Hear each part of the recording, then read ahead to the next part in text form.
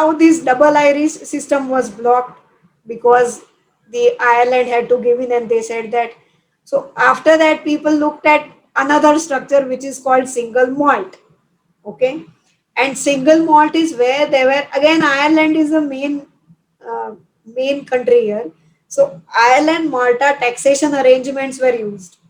Okay, so now two countries usually have double taxation avoidance agreements. Okay, and they have specific tax regimes in their countries. Okay, so there is an Ireland, there's an arrangement or a tax agreement treaty between Ireland and Malta. Okay, so now the way that works is kind of same as Irish arrangement, because despite notification, Ireland has tax treaties with other countries which allow the taxation to move from Ireland if the place of effective management is located somewhere else. Okay. In the case of India, in the case of India, they tax everything they tax. First they tax. After that, if you paid double taxes, then they will think of how to give the credit and whether to give credit, and they'll take ages to go through that also. Okay. But in Ireland, this used to be the case. So there is a tax treaty here between Ireland and Malta, which will say that even if the company is incorporated in Ireland, if actually the place of effective management is somewhere else, okay, then you get, like, that is the country where there will be a taxation. If it is managed from there, that's the country will which will tax it, and Ireland will not tax it. That is what the tax treaties are. So Ireland will not tax it if the place of effective management is somewhere else. Okay, is this clear so far, guys? This is the agreement that Ireland and Malta have with each other. Okay.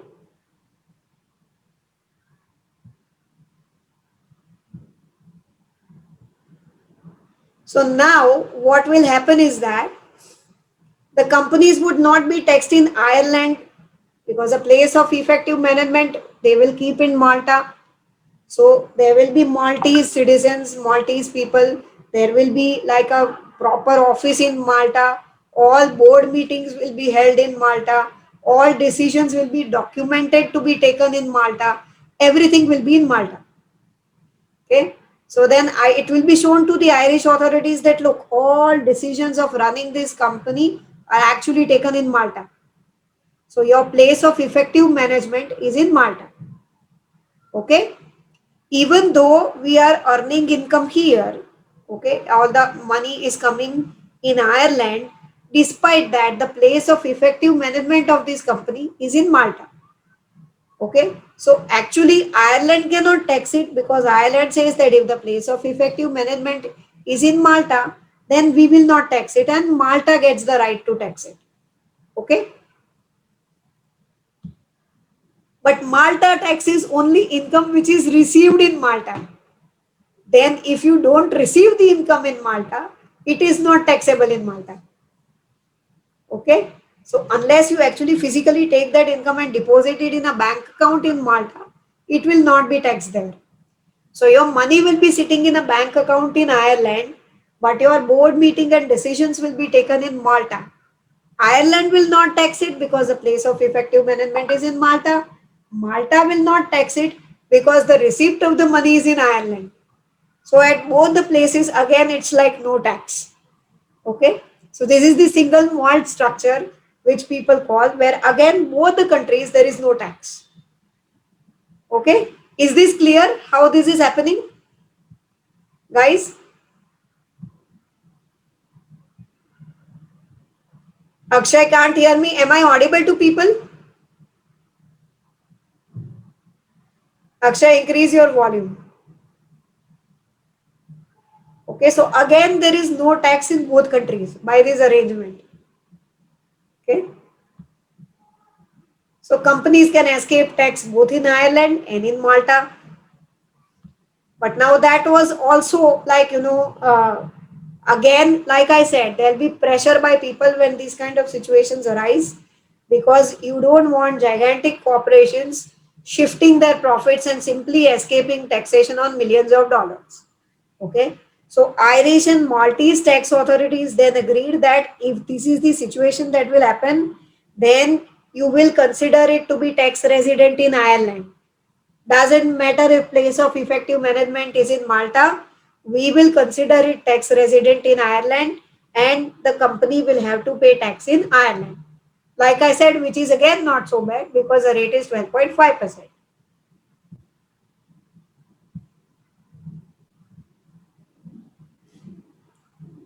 Uh, that's what both those countries, in fact, Ireland has that kind of agreement with UAE also. Okay. So people see this is what people will do. They will look at the different tax treaties between different countries. They will look at where countries are not taxing, the income in certain cases.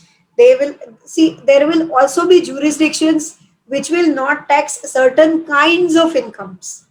Okay, so they may be taxing a specific type of income, but they'll not tax another type of income.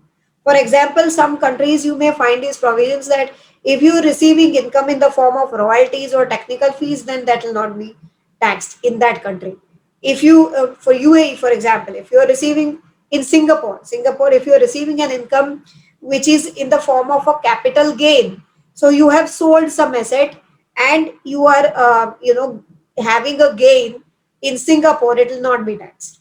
So, like that, there will also be countries which exempt specific type of incomes.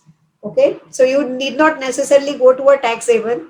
What you will do is you will also choose a country where that specific type of income is not taxed.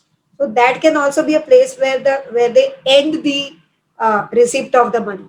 Okay, like how we ended it in Bermuda and the first case, and in the second case in single malt we had the income, the money actually sitting in Ireland.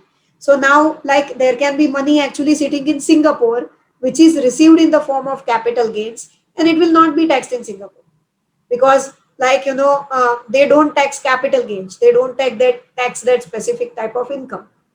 So people will find out in which destination what kind of tax is avoided and they'll try to land the income in that country in that form so that it's not taxable. Okay, so they will shift profits like that. But so this is why lots of people kind of opposed, and again because of that pressure both of them had to agree that now even if there is such situation and even if it is managed from Malta, it will still be considered tax resident in Ireland, and then it will be taxed based on the Irish corporate tax. Okay, so they have to somewhere they have to agree that okay it will be taxed somewhere. Okay, and the way these things are shaped is many times governments also give into these kinds of things.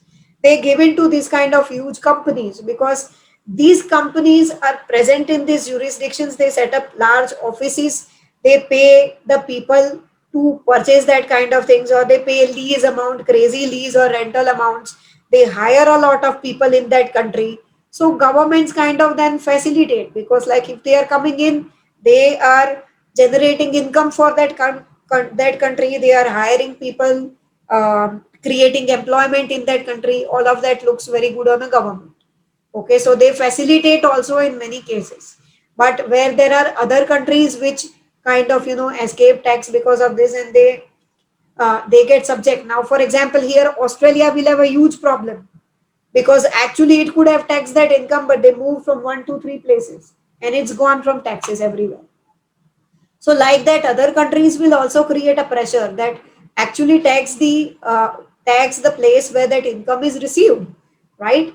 But the nevertheless, what happens is that people look at tax treaties, people look at income tax provisions in different countries, people look at where what kind of income is exempt from tax, and they structure it in this manner so that it escapes or evades taxation. And then when the companies come to know that people have been doing this since ages, then they will start to tax. But by then, lot of income will have evaded or escaped taxation anyway. It's not evasion, by the way, it's perfectly legal. It's a legal tax structure. Okay.